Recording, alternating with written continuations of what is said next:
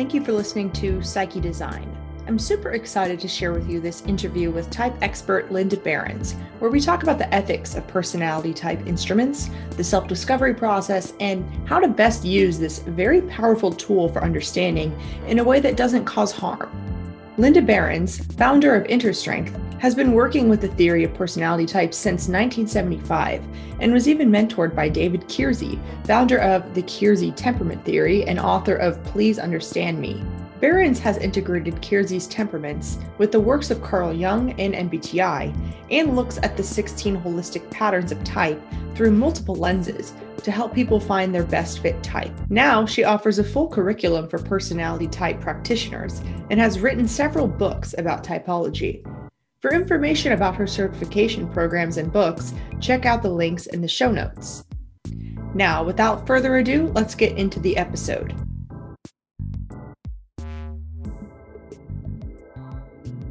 Hello there. Today I'm here with typology expert Linda Berens. Thank you for joining me today. We're going to be talking a lot about the ethics of personality type, instruments, and the self-discovery process, and a little bit about your background too, Linda. So I guess to just start off, do you want to introduce yourself for people who maybe aren't familiar with your work? Sure, thank you. I'll try not to take the whole hour. So my work with type started when I was in a master's degree program in counseling, and it was chaired by Marilyn Bates and architected by David Keirsey. And during that time, I had to take a psychopathology class. And in there were 4 3-hour lectures, they were night courses. And we learned 4 different ways people go crazy, meaning 4 different ways that people become dysfunctional. And the last way, the last 20 minutes of that lecture was, and here's what they look like when they're functional. Mm. And then, so there was one for each of the 4 temperament patterns David Keirsey had been researching on, and he had read all the literature about personality differences throughout the ages. And he said, and we were allowed to take the Myers-Briggs to help us figure out what fit us at that point. And I can't even remember. I know it was a mimeographed Form M, which of course broke copyright law, talk about ethical issues. But I took it and I reported as INTP, and I went to talk to David Keirsey, and I was really devastated because I thought I can't be a good counselor. I can't be a good, I was aiming to be a school counselor at the time. And then he, disabused me of that issue. And then that was the late 70s, 75, something like that. And then I went on and became a school psychologist, and I was using type with the teachers and using the Myers-Briggs type indicator and talking about type, but mostly talking about temperament, the 4 patterns that he had discovered. And when I did my doctoral work in psychology, I read all of these books from the 1920s and that David Keirsey asked me to read because he was on my committee. And it turns out in the 1920s, typology was hot. It was a hot topic in Europe. In the US, it was behaviorism. So if there's a resistance to typology, it may go back to those roots in terms of the whole foundation of, I wouldn't say go West, young man, but the founding of this country, where there's a lot of independence in that founding, in the culture, really. So anyway, so I was just delighted, and I later also found out in the 1920s what was also a hot topic was systems theory. Mm-hmm. And so my whole training and background with David Keirsey was family systems theory, larger systems, and how individual dysfunction is a function of the system, not just of the individual. So strong belief that people aren't crazy, that there's something else going on, and you have to look at the whole system. So question really quick, can you explain a little bit for people who may not know I guess David Keirsey, was his type system related at all to MBTI, or what was the dynamic there? Like, how different was that? Yeah. So what David had identified were four temperaments, four patterns he called temperaments, and I don't remember what names he'd called them at the time, but he was encountered the early Myers-Briggs, early version of the Myers-Briggs, and he took it and he read Isabel Myers' description of INTP, and he was just like astounded. It was as if she had been following him around. And so then he got into looking at the Myers-Briggs and the way it was constructed, and said that if you grouped people differently than by what's called function pairs in the Myers-Briggs language these days, the two middle letters, you would see that the temperament patterns were related to those types, so that you had NF and NT and SJ and SP. And so then you had the four types that have those letters in their type code would have in common the same temperament. Now, temperament involves your needs, your core values, and your talents. And it's a pattern of behavior. So the thing I got from Keirsey was the primacy of pattern over parts. So pattern rules, we're not just a head and feet. We have a pattern to our behavior, and the pattern stays the same over time. So it seems very different from the behavioral sort of stuff.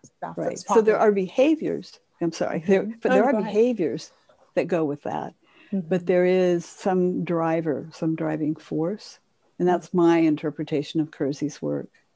More that there are core psychological needs, which I actually got in that pathology class. It's when your core needs aren't getting met, then you become dysfunctional in certain ways. That dysfunction is an attempt to restore the integrity of the whole, to get your needs met.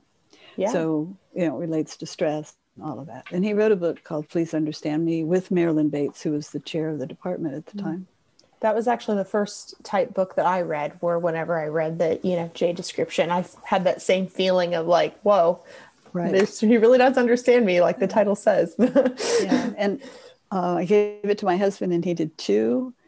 And then, I sometimes thought, no, my preferences are INFP, but then people say, in your wildest dreams, Linda. Question. I want to ask you what you do now, but since you're telling me such good background, I'm curious, like that feeling where you were devastated, like I can't be a counselor because I'm an INTP. I think that resonates with maybe a lot of people, or maybe the fears that people have about type, or they don't want to feel that way. So I guess what I want to know is, did you have that feeling at first of like, oh my gosh, this understands me? Or did you feel at all misunderstood or limited, and how did you work through that? Well, I felt understood, and then it just made me question my career choice. School counselor, and then later school psychologist. And I didn't last in that job. So, I got budgeted out when the budget went, and 5 years, and that was enough, because I didn't want to do testing and determine some child's life based on the intersection between an achievement test and a psychological, an IQ test. And that's how it was when I got budgeted out. So I left that field and went into consulting and tried to take the work, create the world where people understood type and understood themselves. Maybe kind of even a good segue to what you do now is that it seems like you found the way to use INTP strengths to be like a type researcher and to improve the systems of type and how we think about type. Would you agree with that? Yeah, I think so. I mean, I entered, I was a licensed therapist, and I figured 5 clients a week was too much. And then my passion really was understanding individual differences and helping people find themselves, because a lot of times we grow up in an environment where we're not allowed to be who we are. Mm-hmm. You know, it's not appreciated. And so that was part of it. And part of it was, I joined up with the Myers-Briggs Type Indicator fans in the Association for Psychological Type that was founded to help people understand that. And I met resistance, and David Keirsey had met resistance. So I set about to learn the Jungian model, which was behind the Myers-Briggs, better than most of the people knew it. And I found that very useful. And I could explain that model as well as the 4 temperament patterns. And after doing MBTI qualifying programs starting in 1999, I think, with another company called Type Resources. And I did those for 3 years with them, and then I did some more on my own. So I did those until the end of 2007. And so soon we found we couldn't use the Myers-Briggs results as an indicator of what the temperament was because of measurement error in an assessment. Yes. So that's sort of, you know, it was my education background coming into play, because it was about how do you teach people and how do we do a self-discovery process that works when an instrument itself isn't going to give you the right answer. So we started using the names of the temperaments. And then we came up with our own names for each of the patterns. And and then just a little bit about what I do now is I teach people to do those things. So I certify people in using 3 different lenses. And now we're working on a 4th where they all intersect at that level of the 16 types. So that's the researcher part. Yeah. But the other part is the teaching part and the helping people discover their best fit. So how would you respond to this? Because I guess my understanding of it is everybody can do everything, right? So it's like, just because you're an INTP doesn't mean that you can't, go into that field. But to what extent, can you use the information to make better choices? Sorry. You mean like a career choice? Yeah, because in my understanding, it seems like every industry or field or whatever you go into, it still values all of the 16 type skills and all of the 8 functions. There's still can be a place for you no matter where you go, right? Or what's the correct way, I guess, to think about your type and career placement? Oh boy. Well, first of all, don't use an instrument because instruments have measurement error. All of them do. And in the Myers-Briggs Type Indicator Manual, it's anywhere from, 1 table's 40% agreement with best fit type. The highest in that particular table with, a lot of people was 85%. That's actually quite good because by chance, it's 6%. Oh. So it's a good thing, but it's still enough of a measurement error. There's so many things that cause that measurement error. And I've forgotten your question, but I'll finish this thought because it's relevant. It's okay. If you take an instrument of any kind like that, whether it's the Big 5 or whatever, you take it at work, you may reply in your work context and you may not be yourself. And I'm more myself in my work context than I am at home. So, if you say, think about yourself across all kinds of contexts, you get a better result, but that often doesn't happen. So all the framing and the setup, and then we develop skills, which gets, I think, what you're talking about. So you can access in the Jungian model, all 8 of the cognitive processes. They're all there. You can access them. Some will take more energy. Some of them you may be naturally better at because that's what's innate and you've been drawn to do it. And you would have engaged it. And, it's sort of like oh, this is a strange analogy, but I take a shower and I dry off and the towel gets wet, and I get to another part of my body and I turn the towel over, but my hand is feeling the wet side. So my hand is the information that tells me that it's still wet when it's actually dry. So when you use an aspect of your brain, for example, or your being, wherever that's located, over and over again, and some of them are designs, our hands are designed to be ultrasensory, more so than our backs in terms of skin, the nerves. So, it's some practice and some of the way that's innate. And now I really have forgotten the question. It's okay. I realize that I can, I'll get back to that question because it's relevant later. But since we're talking about choice. Yes, career choice. But before we talk about that, measurement error.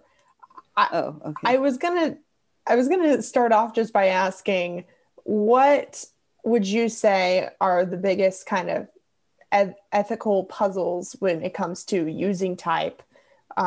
What even is type? The ethical dilemma of it. And I think measurement error is a big thing. And it seems like a lot of the criticism that type theory gets is because it's considered not scientifically valid. And then people throw the baby out with the bathwater and all of the theory behind it. So what is your take on that? And I know you have a whole spiel about it. Well, yeah. I mean, in the day when I was teaching the MBTI qualifying program, we taught a whole lot of ethical practices. But the main thing is that you need to study an instrument if you're going to use an instrument. And so you need to understand the research on its reliability and its validity. And reliability has to do with internal consistency as well as consistency over time. So sometimes people say, oh, it's not a good instrument because I tested this way this time and the next time I took it, I tested another way. Well, that's a problem of administration. That's an ethics issue. So you have to present it in a way as a practitioner so that people know that it may be a picture of a slice in time and that the practitioner can help somebody tease out why it changed over time. But the reliability over time has been, good enough in terms of statistical data for the Myers-Briggs. I suppose there are other instruments. There are a lot of them online. I haven't seen published data on those. And one of the challenges is that you've given, say, the instrument to 2,000 people, and you've done it by random digit dialing. You'll call people up. Somebody says, "Will you do this?" Or they send me it, and they include $1 in it, and I keep the $1.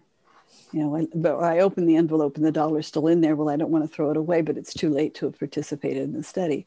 Other people who are very conscientious and time, commitment, if they say make that commitment, they go do that. I have good intentions, but I don't organize my environment enough. So what you don't know with those kinds of studies in terms of identifying certain things is what other factors interfered. So the practitioner has to recognize that the instrument is one data point. It's a data point in time. It may or may not be accurate. And one of the best forms of accuracy or to study it is called best fit type studies. And so, those Myers-Briggs had reported on them, but that still with that, there was no consistency of the process. So you had a whole bunch of practitioners all over the United States doing those. And so you don't know if they were using the same process. And what I found is that then if you give them an instrument like the Myers-Briggs, a lot of times, and you then put people into groups by the way they report on the instrument. Then if they were in error, they get wedded to the group. So then they take that on as their personality. And there's been a lot of misunderstanding in the type literature about what the sensing process is like, because most of the people writing about it had an intuitive preference. So extroverted sensing is really fairly misunderstood, and introverted sensing is also misunderstood.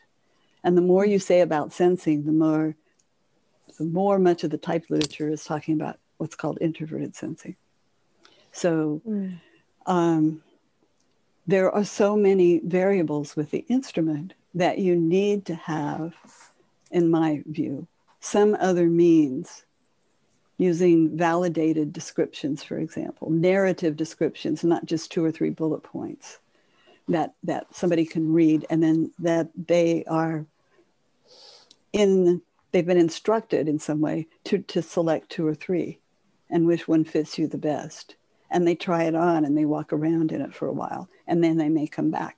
I've had people in my certification programs try on about every type, almost every type pattern, and at the end of the three 9-week courses, still have not figured out their best fit type. And partly because they're trying to use just the processes rather than a cross-section. Like, one of the things to help is to look at temperament, which we now call essential motivators, separate from type code stuff, and interaction styles. And then how do these 3 lenses give you information? So I guess just to point out really quick, it's important to mention too, for people listening, that the MBTI that you may have heard of, it's just one instrument. And also there's a separation between, I guess, MBTI, the organization, versus MBTI, the instrument.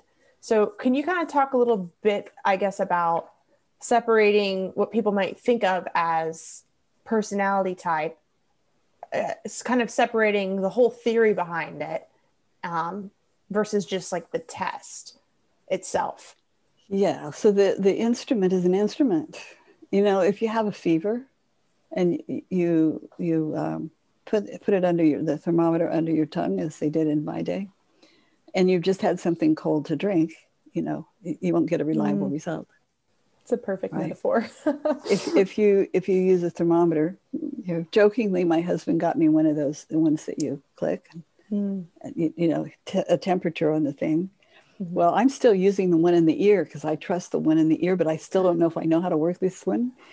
And there are other things that affect, you know, temperature. I took my temp after my second COVID shot. I took a nap because I was really tired and I was really warm. But I had been with my bathrobe on, heavy robe, under the covers. I don't know, did that make my body hotter, or would I really have a fever? Well, I did have a fever, but not much. And so you don't know all of the variables with personality. And it's, you know, for many people, they haven't been allowed to be themselves because, boys shouldn't be like that. Girls shouldn't be like that. In a family, my daughter grew up in a family of 3 people with INTP preferences, and her preferences are ENFJ. So, you know, a lot of subtle messages that I'd really like to take back. So there are all these different variables that impact that. And so it looks like a test. It feels like a test. You take a test, you have a right answer. And that's what it feels like when people go online and they take those things. And then they say, you're this. And then they go around and they try those on for a while. And then maybe they come back and they say, well, no, that really wasn't me. Or they try it on, they make career choices that absolutely don't meet any of their needs. Or they try to use it for marriage choices, couples. Or they just wind up feeling like there's something wrong, or they say, oh, that's a piece of stuff, and it's not accurate. So I don't know if I answered your question. Oh, you did. I just had another question too, is why, in your opinion, is this, I guess, theory still worth studying, even though it's so difficult to measure? Because I guess what I'm realizing is that it seems like a lot of people in culture, there's like this assumption that because it's difficult to measure, because there's not a clear answer, that it's either not worth studying or, it seems like there's a value judgment there against it, when the real value comes from detaching from the test, in my opinion. Well, we have in Western culture a value on measurement, in the United States especially. Yep. So that's one thing. So if you're trying to do measurement with a living system, it's pretty hard, especially a highly complex living system like human beings. Mm-hmm. And so with all those other variables. And now, what was your question? Why is it worth studying? I guess Why is it worth studying? Yeah. Because, and this is my own experience with all the courses. I mean, we're doing certification courses, but we wind up with maybe a third of the people in there just for self-discovery. And it helps people explain things about themselves where they felt misunderstood, helps them re-own their own nature.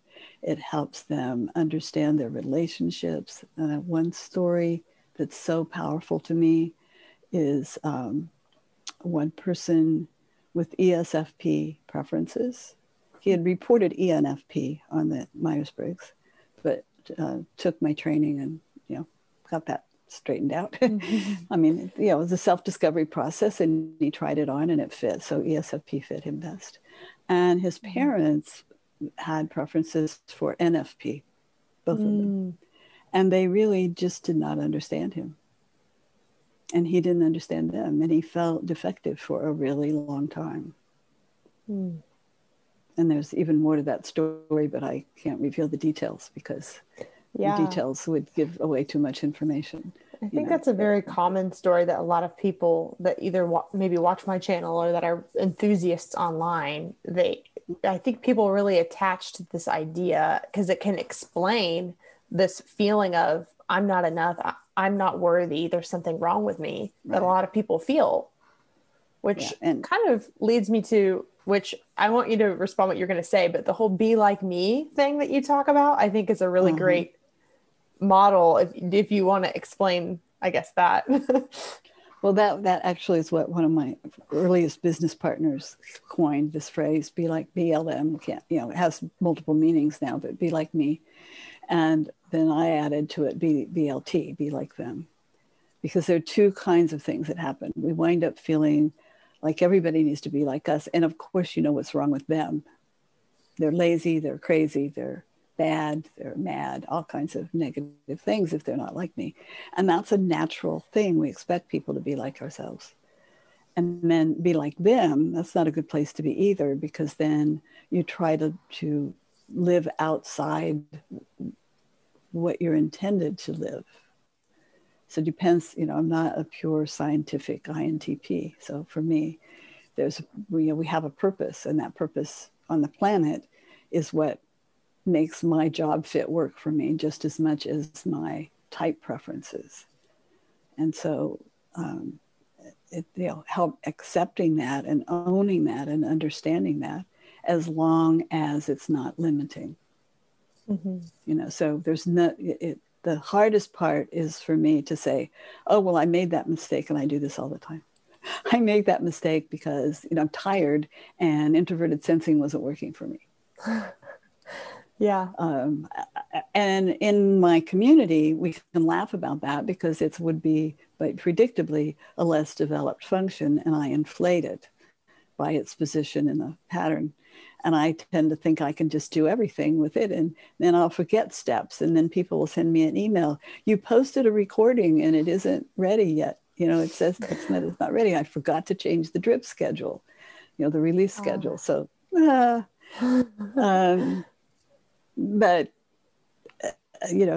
I know that if I put my hands to it, my head to it, I can do things. As an elementary school teacher in training, I had to take art classes. I was not an artist. So I took Art 101, and they taught us to draw by not looking at the paper. Then in Art, I don't know what it was, 301 for elementary school teachers, I had to do a line drawing, and I did a beautiful line drawing of a hibiscus flower. It was absolutely gorgeous. Well, then the assignment had me put glue on it and paint on it, and then put crayon on it because it was for elementary school, and do a wreath. I have a picture on the wall, but if I showed you that, you'd have to see my messy desk. So I keep that to remind me that it isn't that I can't, it's that it doesn't come easily, or it doesn't come naturally, or because I don't want to. And so there are skills that can be learned. You can get good at it. It may not be your talent. And so helping people discover both those sides is helpful. How do we allow our type preferences, or the information of the system and the theory, to allow us to be more responsible in our lives, rather than, I guess, making excuses or limiting ourselves? Well, there's something called maturity. I will swear to you, my grandchildren are, many of them, I'd say almost all of them, are mature beyond their age for when I grew up. So life experiences make a difference. I think part of what we're teaching in our courses is mindfulness, becoming aware, and then, having a language to talk about our differences and become aware of where that's coming from. And sometimes my daughter and I, she's in the business as well, so playfully, she'll say, "Are you using this to manipulate me?" or whatever, but we know that we're joking. Yeah. And so, the whole goal here is of all of this is increasing self-awareness. It may or may not be useful in a job search. Yeah, because it seems like, the origins of the MBTI, whenever it was created, was somewhat related to the job search, right? Or how do you see that, I guess, being important now? What I remember about learning about it, because I've been around a long time, was that what Isabel Myers wanted to do, the idea of self-report was very rare. Psychologists always did assessments. And when she and her mother had her own theory, and then when they came across Jung's work, they adapted it to Jung's work, and she wanted to create a way, now that self-report was becoming more popular, she wanted to create a way for people to find their fit among the Jungian functions, and which one was the best fit. And so what she did was she developed these items, which created 4 dichotomies, which created then the type code.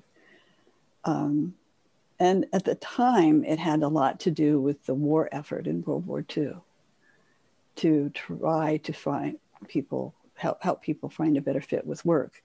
I don't know that was ever researched. I don't even know what my information source is about that. I read the book Catherine and Isabel. It's a story about them, and a biography. And I think there was something about that, but it's always a choice.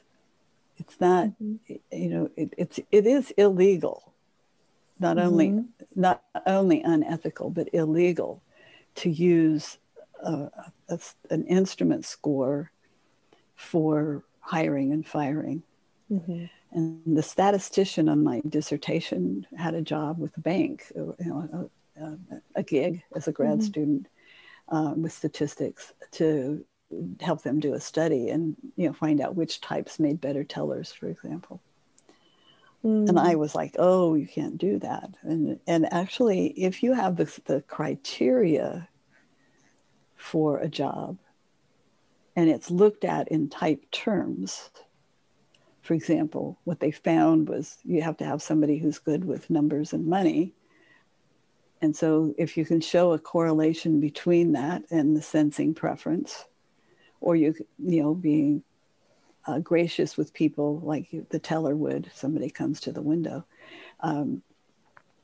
being good with people, and you can show a link between that competency and the instrument results, then it's legal to factor that in. My view is that you put it in the job description, what you're looking for. And you craft the job description to appeal to what you want to get. David Keirsey talked about the 4 skill sets that go with each of the 4 temperaments. Mm-hmm. And he said you could have people who had, let's call it high quality brain cells, babies who were exposed to lead, chewed the lead off their crib, mm-hmm. might have a reason to have a reduced quality to their brain cells. This is his example. So what you're looking for is the skill mm-hmm. of logistics, for example. And you mm-hmm. operating a moving company, you need somebody who's good at logistics. So when you're hiring, you can hire for the skill. Mm-hmm. But if you have somebody like me who might have the skill but not the predisposition, and I had a higher score yes. on that dimension, and you had 2 candidates, you should hire me, even though I might hate yes. the work. Yes. And that's where I think you've described this as well, as that you might have a talent or a drive towards certain tasks, but it's your choice if you want to develop a skill. Just because it's your dominant function, or whatever you want to call it, there's so many different mm-hmm. terms for it. How would you, I guess, word that as far as like it's your choice to develop the skill? Or sometimes it's not really a choice because you need to earn a living, so you get good at it. Yeah. What a typology can do, or an aptitude test, either way, depends on how well mm-hmm. they're done. It can predict how much energy it's going to take. Mm. So I say I want to be this, so I'm going to learn to do that. And if I know it's going to take energy, then it's not as stressful. Mm. That's interesting. And I've just noticed, like, I work in marketing, and I feel like there's sort of a natural, like, FE sort of like, I'm drawn toward, I know what people want and need, but the culture, at least in my experience, is very much data is everything. You have to prove everything that you're doing. You have to use Google Analytics and pull all these reports. You can't just say, I feel like people would like this. You have to prove it. And that is very draining for me. I've had to do it. There's no choice. If I want to be good at what I'm actually good at, or ever live to see the day where my jobs take less energy for me, I literally have to do things I don't want to do. And so, that's just, I guess, an observation there. But I had a question for you, kind of a broad one, but in an ideal world, what would we be using type for? Like, what is it for then? Because we've talked kind of a bit about, hiring and like just trusting the test, but like, what is it for? I believe its main purpose is to increase consciousness, to increase awareness. Mm-hmm. And then the other purpose, another piece of that would be to increase interpersonal understanding. And then to develop skills against getting out of polarization. So if we take the extreme polarization we have going on, I have a feeling that the same skills we would use in a relationship where people are fighting could be used to understand what people are seeing. Now, type will not explain everything. So one of our students has recently looked at something called, I think, Conceptual Metaphor. And I don't know enough about it to talk about it much, other than when something gets embedded in your brain in a certain way, then it doesn't take much to trigger that whole response to a situation. So information isn't always going to help people, and understanding individual difference isn't always going to help people see the other side. So, it's not just type, but I think understanding your own inclinations, and then being patient with the other person, helping, recognizing that they're not out to get you, or that, they aren't, I tell my students, I often, when I'm on Zoom, when I'm listening, I look like I'm frowning. And otherwise I would take my picture off because I don't like to see my picture. But I have to keep that picture up there so that I can tell if I'm frowning. And my daughter who's in the background may send me a chat, Mom, stop frowning. But I'm not frowning. I'm concentrating and I'm listening. And that's the wrong expression for deep listening, but that's kind of what happens. And so that happens if you make assumptions about what people are doing. That's an interesting example of, I guess, you trying to adapt to cultural norms or what people might expect, rather than just being like, no, this is my listening face, I'm going to do what I want.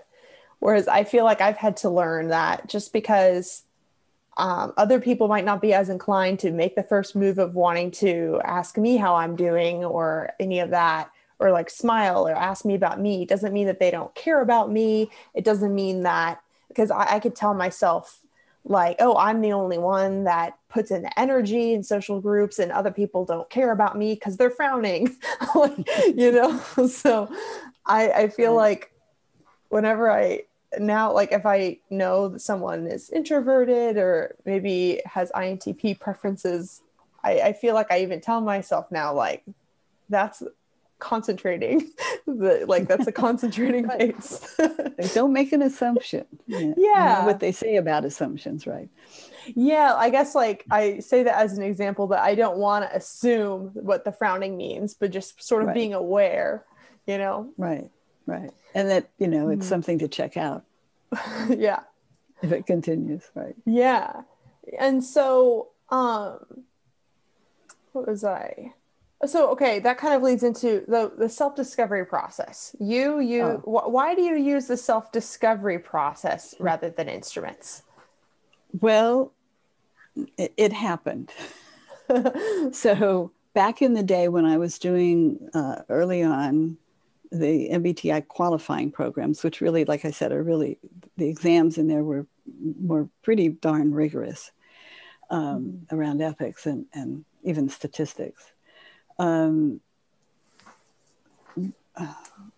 I joined forces with somebody who was using the 8-function model, not just the type code.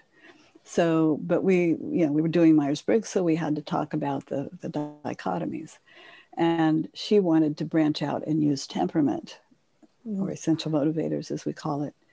And I got permission to have my own program, and I would have had to develop the whole stats module. So Margaret Hartzler and I joined forces, and for 3 years I did that program. So it started out, we would do the dichotomies in the morning and the 4 temperaments in the afternoon. And one of the early programs, a woman came in, and the way we would do that, it'd say, well, if there's an S and a J in your code, it's this one. If it's an N and T in your code, it's this one. And then people say, well, why is it not the same letters? Well, it's just the way the patterns match. Yeah. But what happened was a woman came in and she said, I'm going to sit up front because I get in trouble. And I says, oh, that's fine. Stand up, do whatever you need. No, I'm going to sit up front. So, okay. And so I observed her behavior, and it kind of looked to me like improviser or the SP pattern. And she reported ESTJ as what she thought her type was.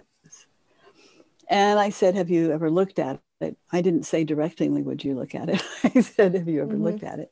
So when we did the breakout groups in the afternoon by temperament, by putting people in where their type code sent them, she went to the SJ group. And there were, at this time, unusually a lot of people with SP preferences in there, because it was the way the Deming movement where everybody, teamwork, they were getting sent to the program. And so she did the report out on this SJ group. I can't remember what the assignment was. And the people with the SP preferences said, I have a question. Andrea, was that, asked the group, was this mostly Andrea's thing? Did you guys, yeah, we were being nice, they said. Oh my God. So I talked to her, and she went on her lunch break and read about ESTP and decided that indeed fit her. And the interesting thing was, in the afternoon, ESTP had to present their type to the group.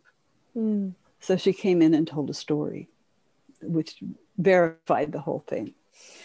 Yeah. So we figured, let's stop using the letters. Don't put people in groups by their letters. Let's do a self-discovery process. So we explained the 4 temperaments, and by using the names that David Keirsey had given them: artisan, guardian. I can't remember idealists and rationals. You know, and so there were problems with those names, but that aside. And so we had we would create some graphics and tell some stories, and we used animal metaphors so people could get a sense of them: the fox, the beaver, the dolphin, and the owl. So, and then we would say, try these on, and then we would put them into groups and have them, go to the group to talk about. I know, something like, we called it Person of the Year Award. That one didn't work too well for a long time. We had another topic that would work where the values would be different. The temperament values would show up. And so we had them verify that and then try that on and then match it to the type code to see if it matched. Yeah. It just occurred to me too that since the type instrument is self-report, that self-discovery really is not that far off from self-report. It's just giving you more to react to rather than taking a test where you don't really understand. If it's like, what are you like in this situation? You might be thinking, well, this context or this context. It seems like the self-discovery process kind of widens that, makes it easier to reflect rather than, am I this or this? Yeah, and then eventually we got some first-person descriptions based on interviews with people, and we got some little themes, little snapshot themes that we have tried people try on, and some third-person descriptions. So we got booklets, workbooks that supported that self-discovery process. And one of the ethical principles that is rarely used. Excuse me, I've been talking for a long time. Rarely referenced is that you really should provide access to all 16 patterns, pattern descriptions for people to try on. And so the whole idea of test somebody, tell them what their type is, and leave it at that is unethical. That's unethical. Because it's like going to the doctor and having the doctor say, well, I think you have appendicitis. And really what you have is a gas bubble, and then they take out your appendix. Not That's checking. A pretty bad example, but but not checking. And so I've had people spend 5 days in the workshops with me and have them leave and come back and say, I really decided this other one. So it's a journey that we could start people on that then increases their self-awareness. Sometimes people would ask, on the breaks or over the evening, they would call their parents or their siblings or their friends or spouses and let me read this description to you. And ultimately, we would get to 16 types and have them read self-portraits that we got from interviews. So there was a sort of a validated process. We were doing temperament, and then we would do, David Keirsey added something called directing and informing communications. And then later he added initiating and responding, and you put those together, and then you have 4, and then that became interaction styles. So we would have, I give those 2 lenses, they put them together, try on different patterns, see what fits, just like a shoe. You don't try on the sole of a shoe to see if it'll work. It wouldn't stay on your foot, and you have to try on the whole shoe. So it's whole patterns that we're after. So speaking of that, first I want to say, it seems like, in my opinion, the self-discovery process connects type more with the true values, or like the main values that you can get from type, rather than, if you're looking at just the tests, the main value or benefit that people can get or society can get from type isn't what category am I, or like for job hiring or anything like that. So that's one of the things that I like about the fact that you do the self-discovery process, is because I think it's a better match or link to helping people understand the value of type, which is raising your consciousness or awareness, things like that. But gosh, I was going to ask you something else. Oh, sorry. I was also going to ask you about how your, like the whole living systems thing. You were talking about the whole shoe. Can you talk a little bit about the difference between the way you view type and the way, I guess, the MBTI is, and how living systems is kind of one of your things? Yeah. So most of my understanding of living systems has come from the work of Fritjof Capra. And he was involved in producing a movie called Mind Walk, which you can watch on YouTube. It's not available anymore, I think, to buy. But and to understand a living system, this is all living systems, plants, animals, anything living, is that there's a pattern, and the pattern stays the same. And it's the pattern that rules the system, has the operating principles of the system. And then there are processes, and those processes serve to maintain the pattern. Those are the activities that you do to maintain the pattern. So processes are in service of the pattern. And another aspect is structure. And so I don't know exactly, that's the embodiment of the pattern. So in a physical sense, it shows up in brain patterns. For example, and temperament doesn't show up there in the cerebral cortex, but cognitive dynamics does. And it's not just one spot in the brain, it's the pattern of activity that's there. So if you only look at EISNTFJP, you've broken up the parts, and you know, some of the early type descriptions were, well, she's an extrovert, and so she does da-da-da, and intuition does this, and feeling does this, and judging does this. Well, the JP doesn't mean anything in and of itself. The more you say about J, the more you're talking about TJ, or SJ, and the more you say about P, the more you're talking about NP, not SP. So because that was really a modifier of the type code. But when you're looking at those separate things, you're missing the whole. And it's the pattern. So at the 16 types level, Dario Nardi, theory partner, writing partner, and I worked on some descriptions for the 16 types. And we came up with little short themes. They're this big on the page. And 2-word descriptions. And it's those descriptions describe the theme of that whole type pattern. And it's not a combination of anything. Things don't combine to make anything. We are not cakes. Yeah. You know, a cake is not a living, breathing system. You know, you add ingredients, you stir it up, it gets a sense of consistency. Yeah. But for a person, we're not that simple. Would you agree, I guess, that some of the confusion that people might have about personality typing systems and the science of it is that there's maybe a misunderstanding, like where we're applying the scientific method of how we treat matter that's not living, and like maybe simplifying how people work? Yeah, there's a kind of a tendency to do that. I think, you know, the trait models, which Big Five is after, you know, they took all of these traits and they did a statistical analysis, which called factor analysis. I used to teach that, and I called it, you put all of these things in a jar and you shake it up and you see what sticks together.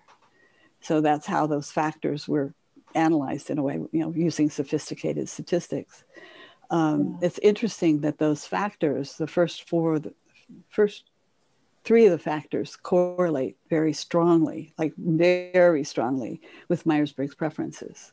Mm-hmm. So there's some, reason to believe that they're getting at a similar thing. Mm-hmm. But the looking at independent things doesn't give you the pattern. Yeah. And until you understand that what makes a typology is that there is a core of some kind, a core psychological need, a core driver, something that is really crucial. It's psychological death if you don't get those needs met.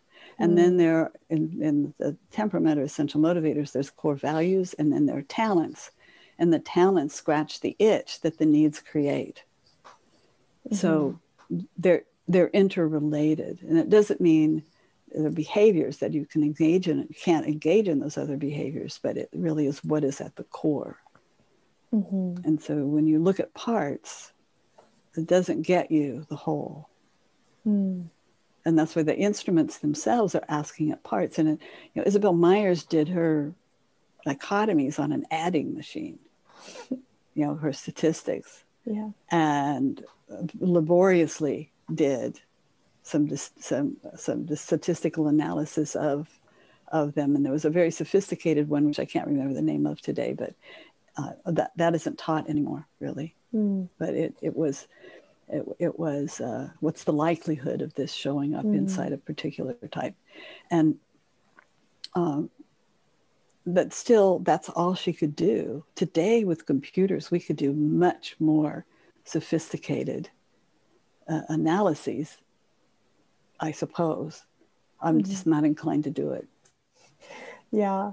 And from what I understand about traits, they're so much easier to measure, but that doesn't necessarily mean that because the big five has been measured so much more, validated more, if you want to say that, doesn't necessarily mean that it's like more accurate or more true than other systems, right? No. Yeah. So what's interesting is extroversion and introversion is the most, when I did my dissertation back in 85, was the most researched quality about personality. And over longitudinally, in longitudinal studies. But when you look at the definition, their definition of extroversion, it's an extroverted sensing one. Not just an extrovert, not just extroversion. Yeah. And so when people would say, I had someone come to a workshop once, and what do you want to get out of this? And she said, well, I want to understand how to speak to introverts. And I said, it's a question not of introverts, but of introverted what? Yeah. Because we all have something that's introverted, and we all have something that's a preference for this introverted, and we have an extroverted one. Where a trait would scramble those things and say, well, you could be you could be an ENFJ for some reason, and then it'd be NE, extroverted intuiting and extroverted feeling. And, there are things like that happen because of development where that's what your behavior looks like, but that's not the type pattern. You go back to, I don't know, plants and animals, there are dogs and there are cats, they're different kinds. And there are essential qualities that indicate what kind they are. Yeah. So, I just remember too, I don't want to misquote you on this, but I believe you mentioned, I guess, something along the lines of that. Ethics for type, it's not just, I guess, a feel-good, nice thing. It's good to be ethical, but like being ethical or having ethical standards when it comes to using type is required for the system to work. For the typological system? Yeah. Yeah. How? Well, if you're not going to follow the ethical principles, you shouldn't do it at all because you'll do harm. Yeah. Yeah. So you lose the value. I wrote, this is just something I wrote down. So like, I don't know if you use those exact words, but in my mind, I was thinking about the tandem dynamics of FE and TI in my own self and reflecting on what you were saying. thinking about how the ethics and something working and being accurate are like tied together. But I didn't know if, you could expand on that briefly. Oh, wow. Well, I think for me, and this is probably a typological bias, if you're using something that hasn't been well researched, and the thing is that all research is not statistical. So in those programs that I got to do for, I traveled, it was great. My poor husband was left with the kids, but I had that opportunity to observe each of the 16 types at least 12 times a year for 3 years. So what I got was the gut feel for the whole of it. And we chose words to describe the different things. And now, we're on the temperament book is 4.0. I'm kind of ready to make a 5.0, but haven't changed any terms yet. Yeah. There's a constant updating. So, bare bones, you need to know about an instrument especially if you're using an instrument or an assessment where somebody gets a result. The ethics includes accuracy as much as it includes, does it actually, does it measure what it says to measure? And how accurate are the descriptions? So if I saw something today that blew me away, it was on LinkedIn and it was a graphic. And the person that posted the graphic, I'm like, I don't think these are his explanations, but they were from some other place. And it defined extroverted thinking as thinking out loud. That's not true. Yeah. That doesn't hold up. The definition is not researched based on understanding what the construct is in the first place. So when you go back to Jung and you read psychological types, and then you learn from people like Dr. John Beebe, who has used this for years in his practice, helping heal people. And with all due humility, people like myself, I've been using types since 1975. Yeah, you've been around. And I'm 76. So yeah. And it's been a life work of constantly refining. Yeah. And so just because you have a bit of research doesn't mean that it's going to be accurate. And just because it fits some behaviors, it may mean it would work.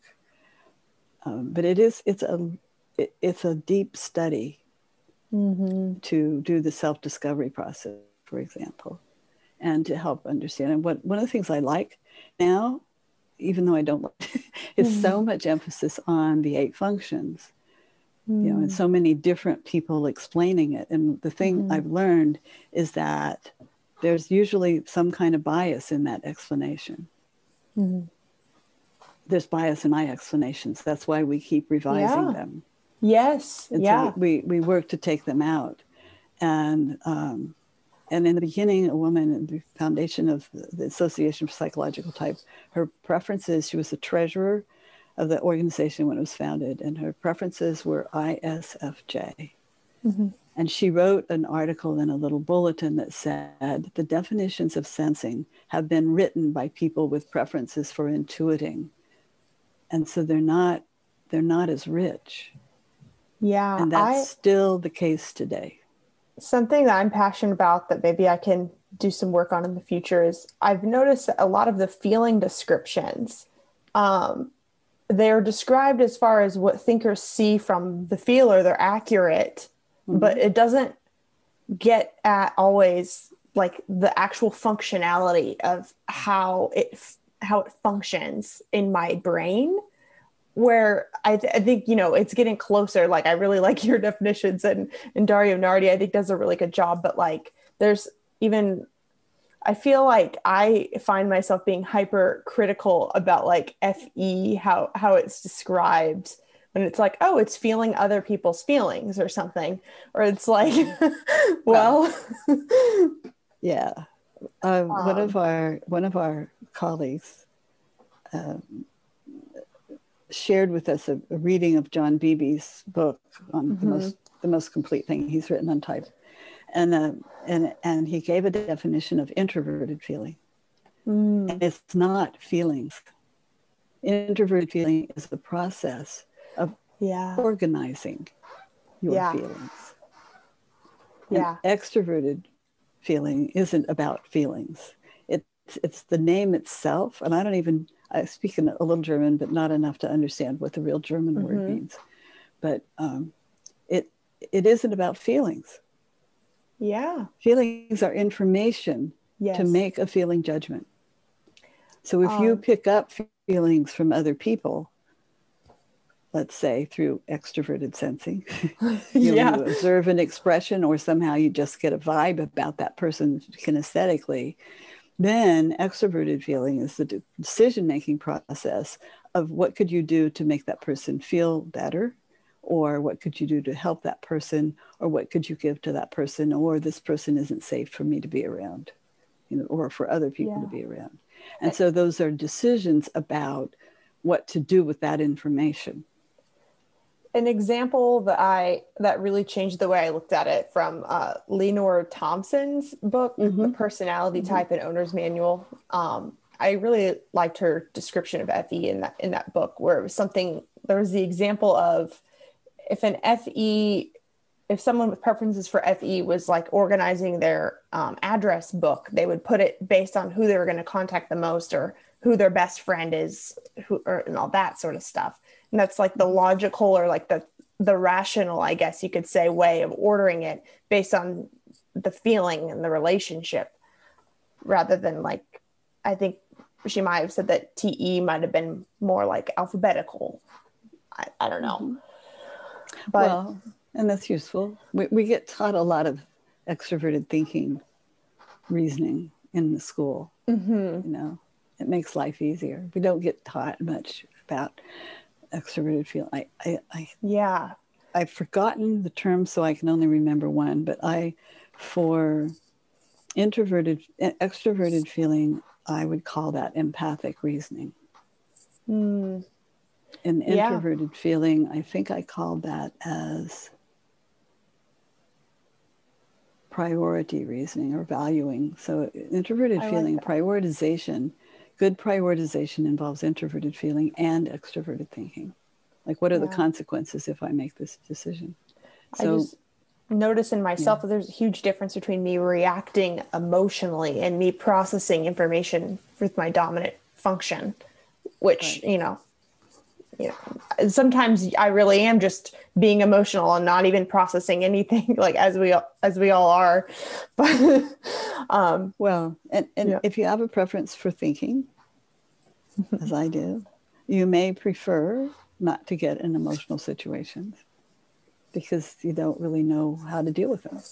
So you don't have good access yet, don't yet have access to dealing with emotion as information.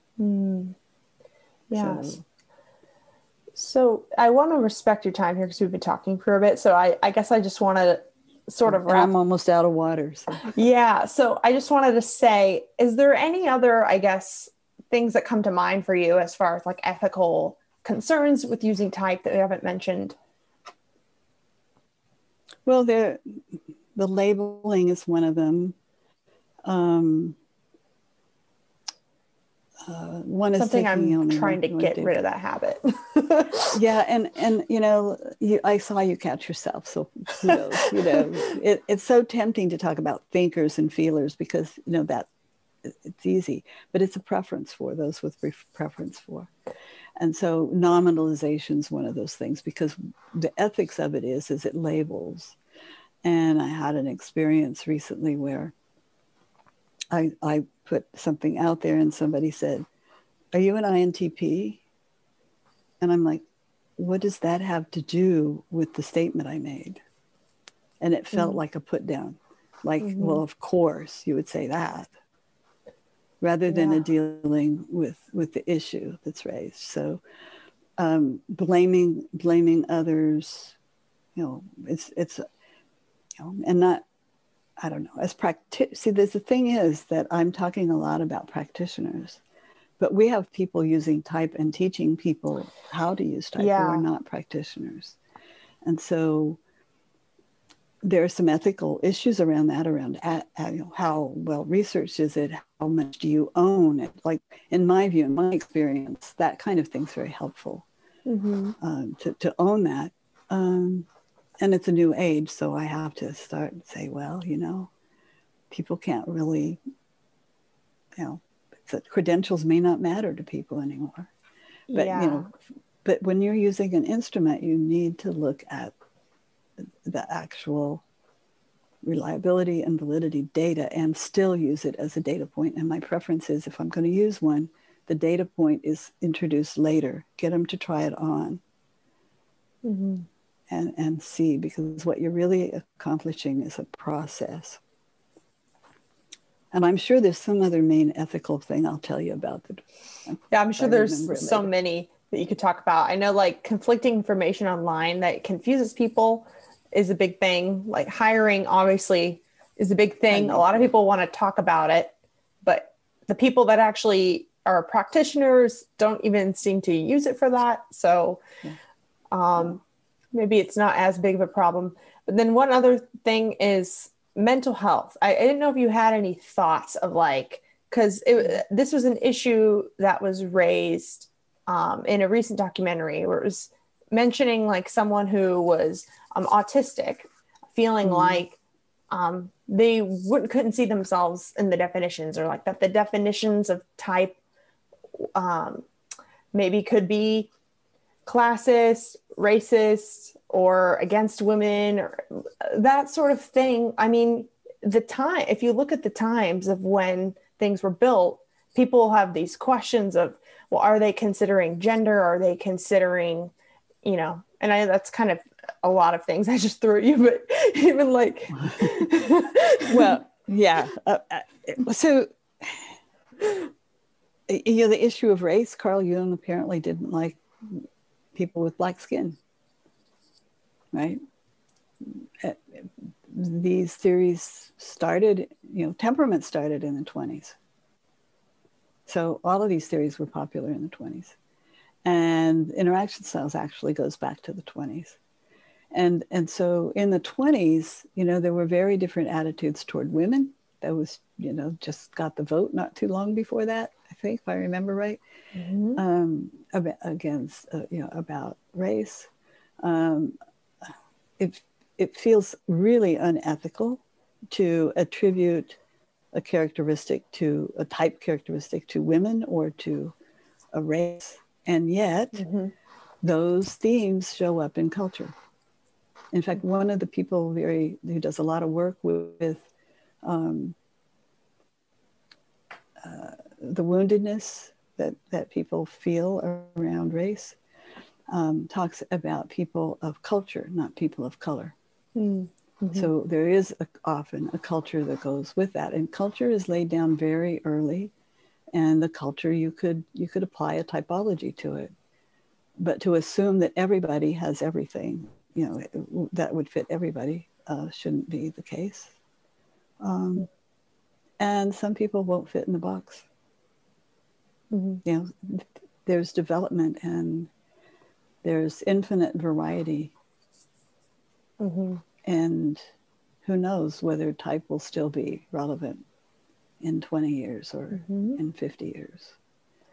I see it as all different factors that we need to work to filter out to get to the core, is one way of thinking of it. But then there's also just being, I guess, humble in the sense that, I mean, more than a lot of people how long you've been doing this, how the more you meet people, the more your ideas change about things. And, you're a part of the conversation of what personality is in 2021, but, I think the criticism and like people talking about it is a good thing, because we can think more critically about things that we might have missed. but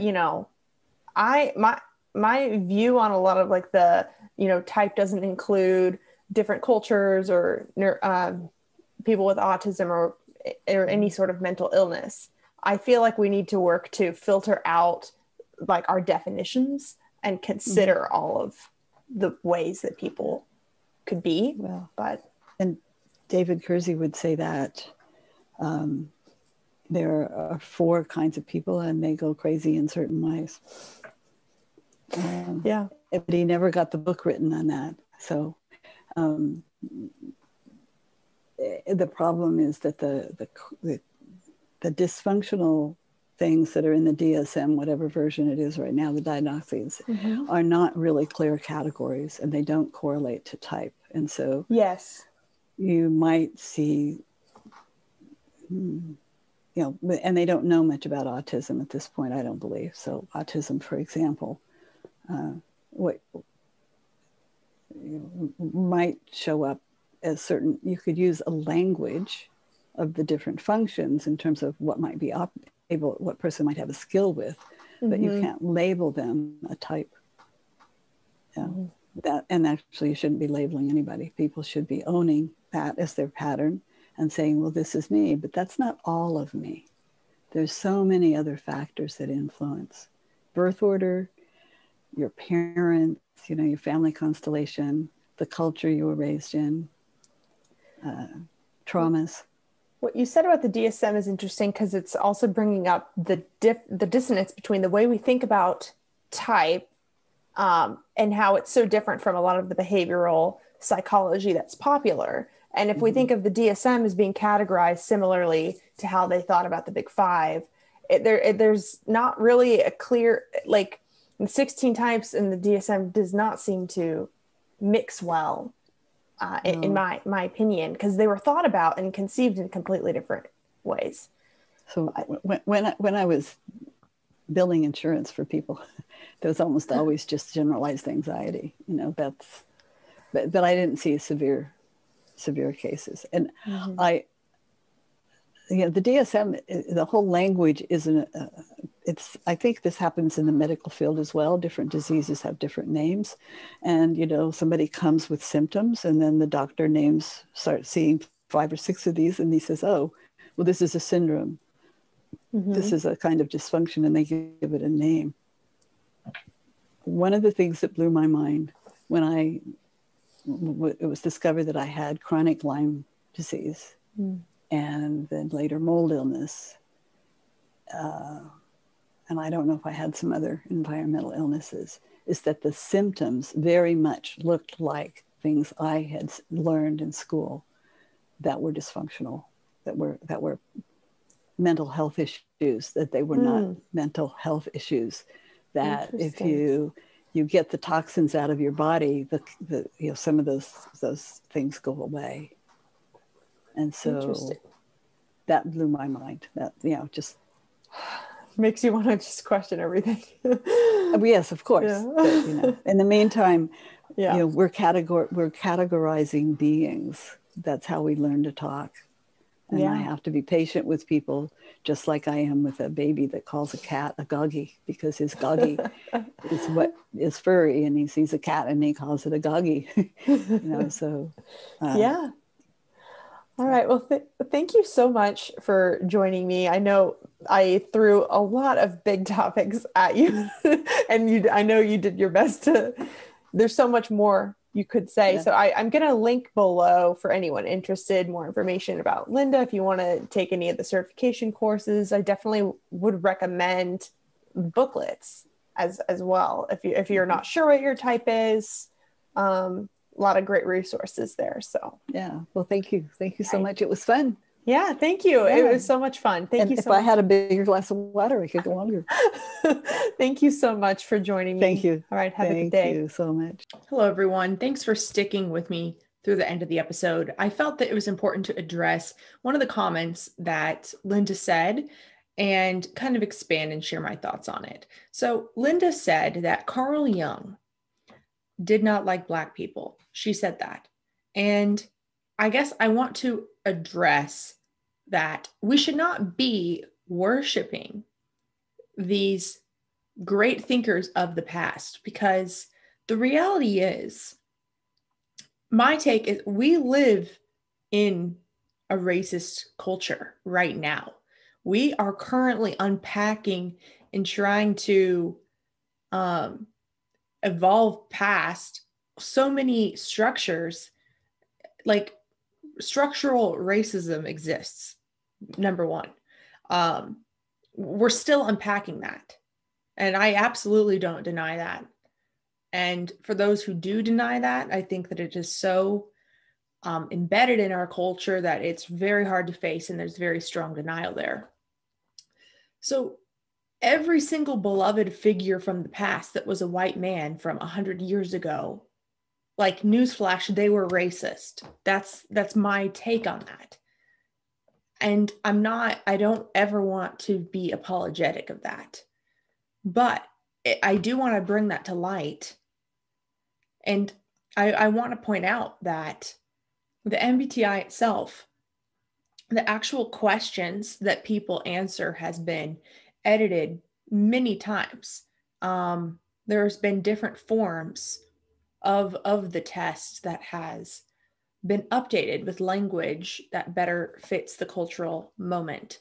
Now, I don't have a lot of knowledge on the validity of whether or not there's an argument there to be made that some of those questions were racist or sexist or ableist or any of that. But I do know that the goal that I have is that we should be unpacking all of our biases with every single question and every test, and doing our best to consider all people and all experiences, and that as culture grows, we can untangle that. But the reality is, I'm American. My country was founded on racist origins. The Constitution was founded on racist origins. To throw out everything that Carl Jung did because he was racist would be like the same thing as saying, like, let's throw out our Constitution because it was started with racist intent, which that could be something you want to do. The point is that that's our history and we have to reckon with it. And I think that the approach is to address it and to change it. I don't think that it makes sense to me, it feels like we're throwing the baby out with the bathwater, in the sense that the reality is it was white men of privilege who were able to have the education of psychology. And to even go to college and spend the time and have the leisure to be thinking about these things in the past. To say that Carl Jung was racist without looking at Aristotle or Socrates or Kierkegaard or anyone, like, it just doesn't make sense. Like, we have to recognize that the reality is that the structures of our society, they were built by white men. And how are we going to approach that? How are we going to move forward with that? That's the question that I want to ask. I also wanted to point out that Carl Jung's thoughts on psychological types, it's very cross-cultural in the sense that feeling, thinking, sensing, and intuiting are not new. Carl Jung did not invent that. Feeling, thinking, sensing, and intuiting has been around in astrology, in tarot, in basically every culture. And Carl Jung, his intention was to try and find the common theme from all cultures. And he was inspired by other cultures. So you can get into the ethics of that if you want, but I believe that feeling, thinking, sensing, and intuiting, and the two orientations of extroversion and introversion, is something inherent in culture, but the descriptions and the tests and how we talk about that and our value judgments toward the different types, I think that's where the bias can show up, and that's where people could be racist or sexist. But I think that the actual, at least I believe in the ideal, that the ideal is inherent in everyone. Even if you look at David Keirsey's work with the 4 temperaments, These four temperaments are not new. He did not come up with them. These temperaments come from, there's been Greek temperaments of like choleric, sanguine, melancholic. I forget what the other one's called. People have been talking about personality since we've been a species. And but I think the best thing to do is to take a critical look at, if you are interested in personality, take a critical look at what work has been done and what ideas have already been had in the past, and how can we bring that forward to the future, and how can we apply it to the current time. And because we have shadows in the past, like we have our shadows as a species, where there's been war, there's been slave trade, there's been sexism, women were burned for being witches.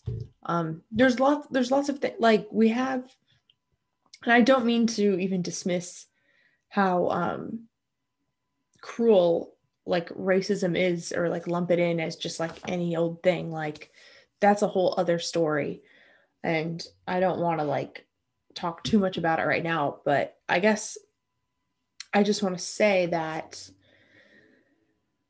let's not worship white men from the past, but let's like learn from the past whenever we are trying to future proof an idea. There's a balance there. You can learn from something while also recognizing that the values of the time we might consider to be barbaric now. I mean, hopefully we do. Hopefully right now we are thinking about what we will and will not accept, what our boundaries are, what our values are. But yeah, just wanted to say that point was not meant to be flippant or understated. It's something I care very deeply about, to where it's almost impossible to find the perfect words for. But that's how I see it. I see that there's this holistic pattern, but that the individuals themselves are seeing things through a filter and describing things through a filter. And that filter is their culture and their cultural values and what's considered a norm. And a lot of times what's not a norm is then shoved into the shadow of their psyche. You can actually use this tool and a lot of what Carl Jung talked about in order to understand. Carl Jung himself knew that he didn't know everything. He didn't claim to, because his whole theory was like, he knew he had a shadow, and that was something that was in his shadow, and it's been in the shadow of white people for centuries. This shadowy feeling of needing to be the superior race, all this competition. It's a shadow. And I think that what I love right now about what's happening now in culture is that that shadow is there's a bright light shining on that shadow. And it might seem really divisive and chaotic now, and it definitely is. But I'm hopeful that in the long term, that a lot of the chaos happening now is because we're finally seeing the shadow. We're finally seeing it. And so hopefully that means that it's not going to be there for that long. It can't, like, now that people are talking about it more and it's more of a hot topic than it was, it doesn't mean that we're suddenly divided. It's just shining a light on the shadow that was always there. So thanks for listening. And yeah, this was a really fun interview to do. And I'm excited to, if you have any comments or anything, I always love reading them and hearing more of the conversation. So thank you for listening.